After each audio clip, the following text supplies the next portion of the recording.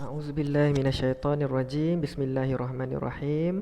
Assalamualaikum warahmatullahi taala wabarakatuh. Anak-anak murid ustaz tahun 5. Untuk hari ini alhamdulillah ustaz akan terangkan sedikit berkenaan dengan subjek akhlak.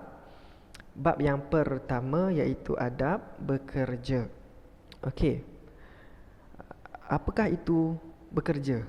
Okey, bekerja adalah perbuatan yang kita lakukan mengikut cara-cara dan keredaan yang telah ditetapkan oleh Allah Subhanahu wa taala. Okey. So apa adab-adab bekerja yang kita kena titik beratkan dekat sini? Okey. Okey. So apa adab-adabnya? Kita tengok dekat sini. Adab bekerja yang pertama adalah kita perlu tetapkan niat mencari rezeki kerana Allah. Kerana apa? Kerana Allah lah yang akan memberikan rezeki kepada kita. Niat kita perlu ikhlas kerana Allah. Okey, seterusnya apa? Seterusnya mulakan pekerjaan dengan Bismillahirrahmanirrahim. Kita perlu buat apa sahaja, mulakan apa sahaja dengan lafaz Bismillah, dengan nama Allah, supaya pekerjaan kita lebih diberkati. Alright. Seterusnya apa? Tutup aurat dan berpakaian kemas. Kita nak pergi bekerja, kita perlu memakai pakaian yang sopan dan kemas serta menutup aurat.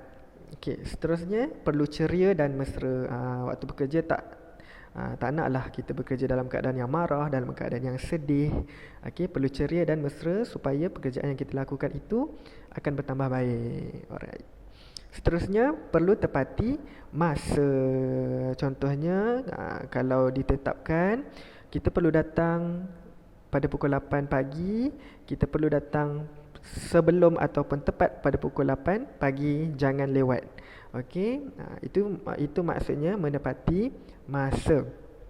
Okey, seterusnya amanah, tekun dan ikhlas. Buat kerja dengan amanah. Okey, buat kerja dengan amanah, jangan kita khianati kepercayaan orang terhadap kita. Buat kerja dengan tekun dan bersungguh-sungguh. Okey, kita buat sesuatu pekerjaan ni dengan bersungguh-sungguh, dengan betul-betul. Dan juga ikhlas kerana Allah, tidak mengharapkan apa-apa balasan dan pujian. Okey, seterusnya saling membantu. Maksud saling membantu ni adalah kalau kita nampak kawan kita yang bekerja dengan kita tu dalam kesusahan ataupun dia tengah berasa tertekan dengan kerja dia, kita bantu apa yang patut. Okey, kita bantu meringankan kerja dia lah.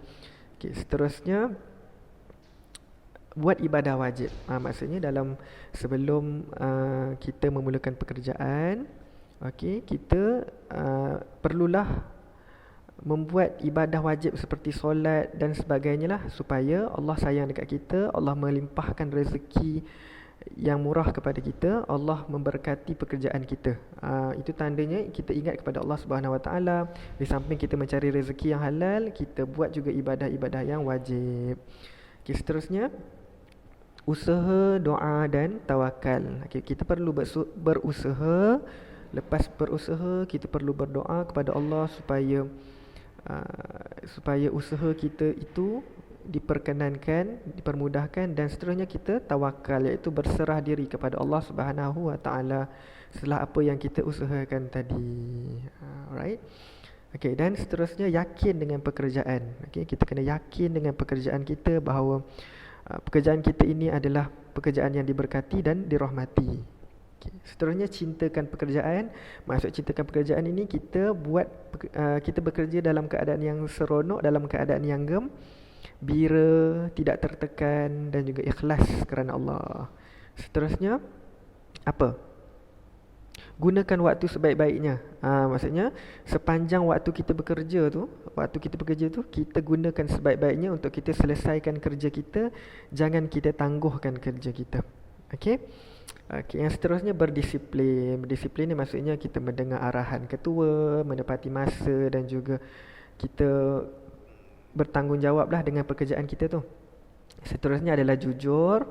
Okey, kita tidak menipu ataupun kita tidak melakukan sesuatu yang boleh menghilangkan kepercayaan orang kepada kita, dan juga akhiri pekerjaan kita dengan alhamdulillah, tanda syukur kita kepada Allah. Okey, murid-muridnya. Okey, untuk latihan nanti Ustaz seletkan sekali link untuk latihan. Okey, nanti murid-murid buat.